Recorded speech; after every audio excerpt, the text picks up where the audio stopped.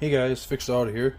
Today I'm going to be showing you how to change the input shaft on a Tremec T5 transmission. This particular one's out of a 2000 Ford Mustang V6. I'm doing this because I'm changing to the shorter foxbody input shaft. It's about 3/4 of an inch shorter. Basically, the SN95 Mustang, so 1994 all the way to 2004, is the engine sits about an inch further forward in the car. And what Ford did to take up that space is they made the bell housing that bolts to the front of this transmission and 3/4 to an inch longer. So they had to make a longer input shaft as well as a longer front bearing retainer, which is this piece right here. You see down here, I also have a shorter one of them that's meant for a fox body. Basically, with my car, the K-member I have in my car is meant for a fox body, so the engine sits that inch further back, even though my car is an SN95, a 2002. So in order for my transmission mount holes to line up, and just to make it fit better overall, I'm converting to a clutch system from a fox body. So basically, give me a sec here.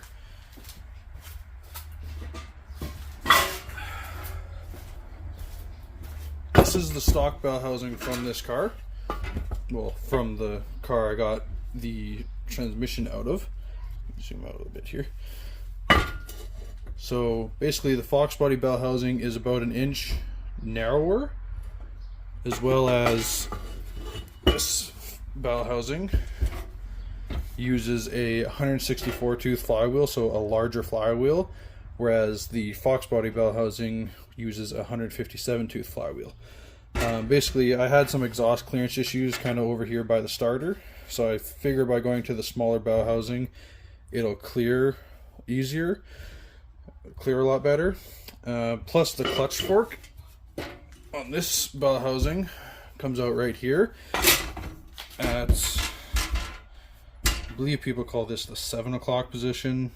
I don't know, it's like 7 to 8 o'clock, somewhere in there. The fox body bell housing, I believe, is right at 9 o'clock, which basically makes header clearance, exhaust clearance a lot easier. So yeah, I'm not going to be using this guy. There. Yeah, so I need to change my input shaft. It's real simple. All you need is a 1/2 inch or 13mm socket to remove the 4 bolts on the front of the transmission. Now, to do this the proper way, you should pull the tail shaft housing off, pull the top cover off, so you can actually have access to the inside of the transmission. See, I already did that in this transmission. It's actually got new bearings and everything in it. Which is why I'm converting it rather than just finding another transmission from a fox body. Plus it has an electronic speedometer drive rather than the fox body's cable drive. Anyways, I've already removed the 4 bolts on the front and broken the silicone. Like I said, 1/2 inch 13mm, I believe it's actually a 13. And you'll need some sort of prying device. Oops. Like a flathead and probably a hammer. Basically, then this front bearing retainer will come off. You have your input shaft seal in here, as well as a bearing race in here. I got a new one, came with the kit. And below this bearing race, there will be a shim. This shim controls the end play of the transmission. Now, I'm just going to transfer over my old shim from this, which, as you can see, I've already taken it out, into my new bearing retainer and hope that it works. I may need to get a different shim, but I'm pretty sure this will just work. But basically that sits behind the bearing race and just spaces it out a little bit. And then your input shaft is as easy as you have to find the right spot. You can see there is a cutout in, this is your synchronizer gear. There's a cutout in it for it to clear. Take the phone out of,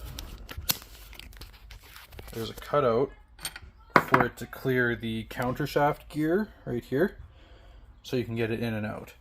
And then also, this is your synchronizer. It sits in the front here of your first gear. Get it in. Just like that. It's this gray piece right here. That's your synchronizer. That makes it so that you can change gears smoothly.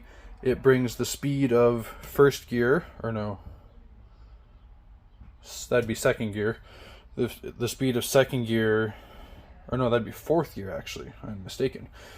It brings the speed of fourth gear down to match. So basically you're not grinding into gears like the old rock crusher transmissions, I believe they're called, the old 4-speeds. But basically, the kit that I bought comes from Competition Transmissions. I bought it off eBay. It was about 250 Canadian dollars. It came with my front bearing retainer with the seal already installed, a new bearing race, a new input shaft with the bearing already pressed onto the shaft. And yeah, that's pretty much everything you need. Now, if you didn't just rebuild the transmission like I did, I would highly suggest getting some new roller bearings for the inside. They actually go inside here and they roll on this. And then there is also a spacer bearing that goes on the flat part right here, again rolling on the front of that. So basically, once you get those 4 bolts out, your front cover off, pull your old input shaft out, take all your bearings and stuff out of there if you're reusing them. If you're not, put your new bearings and stuff in your new input shaft. And I'll just show you here. You can see the length difference. It's about 3/4 of an inch shorter. Other than that, it is identical. Same 23 teeth on the gear, same synchronizer on it, same synchronizer gear on it. Same thing with the retainer, other than the height. It is identical. Now this is the upgraded steel retainer. The foxbody's actually had an issue where this part was made out of aluminum, and this is where your throw bearing rides to release the clutch, and it would actually wear out the aluminum. You can see the newer one here still has an aluminum base, but it has a steel sleeve in it for that to ride on. But put that on there because we do not need that anymore. So basically, I'm going to put all my bearings and stuff inside this. So there's all of them in there.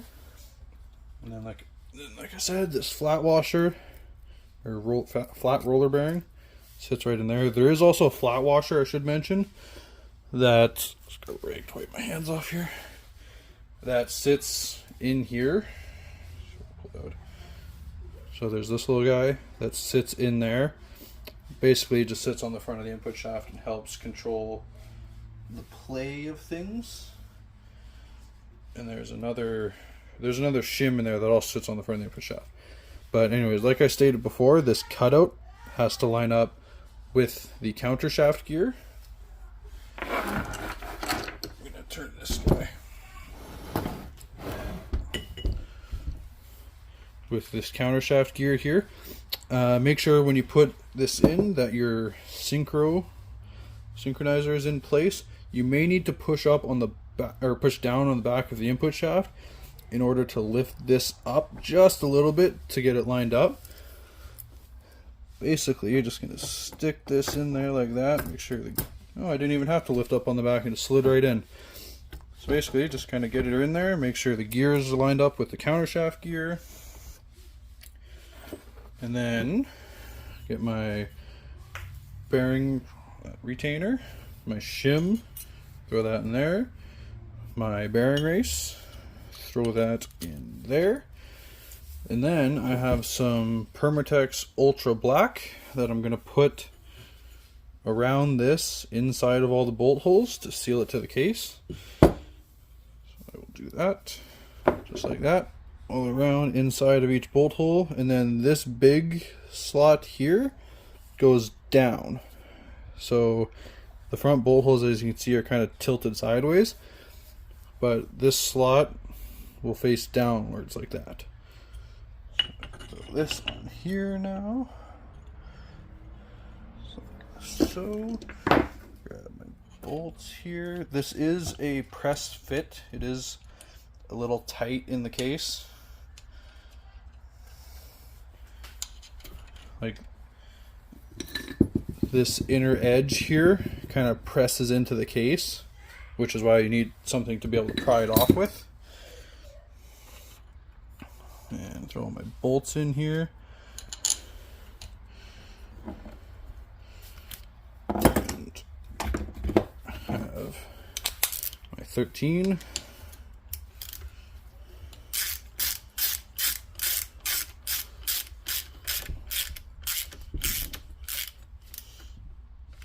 Tighten it down evenly in a crisscross pattern, just like tightening a wheel down.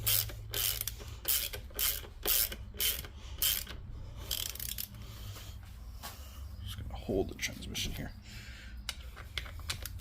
without getting RTV on my shirt.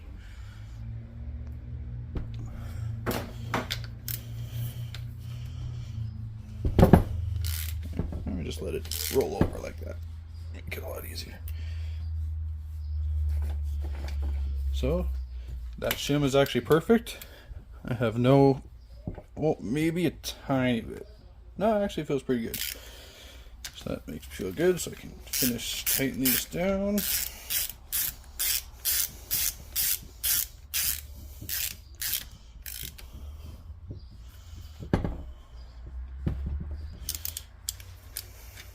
If you had power tools, this would be a lot quicker. I do, but they're all dead at the moment, so this will have to do.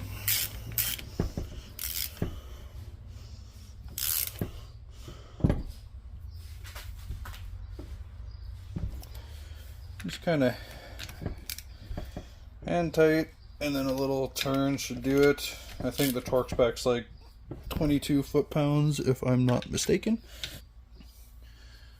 Yeah, so basically once you get it in, you want to make sure nothing's binding, make sure you can still turn the transmission, and even put it into gear. I just put it into, this will be fourth, so it'll be 1-to-1 ratio, and it spins the output shaft. Now I don't have a shifter in this thing right now, so I have like no leverage. Going to third.